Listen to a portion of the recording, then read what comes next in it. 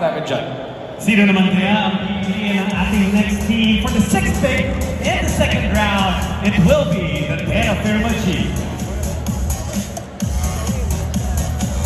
William nga, basta lang Phoenix. Yeah. Just shout out sa mga getting pick the first one. Sobrang happy ako. Napig nila ako. And sobrang bigay nila sa akin. Sean O'Malley goes to the Terra Firma G as the 18th overall pick of the PBA Season 50 Rookie Draft. You know, somewhere, Coach Charles Chu ay nakangiti.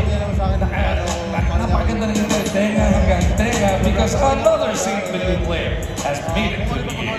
Can do a little bit of everything, you know, si Sean O'Malley. You can see he's also built.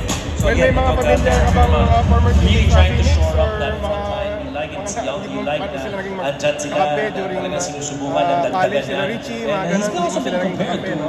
Hindi, naging kampi ko si Richie. Napakagandang comparison yun. Tingnan mo naman yung itsura niya, talagang makikipagbanggaan sa loob yan. So yun din ang gusto ng Terra Firma ngayon, ng player who plays with a lot of physicality, not definitely or not going to be tough in terms of one-on-one coverage because he's just 6'4", but he can definitely move whoever is trying to post him up. Yung ilayo lang doon sa ring, that is his primary function. So ayan na nga po, that is the next prospect para dito sa Terra Firma. We got Sean O'Malley at kasama siya ni David.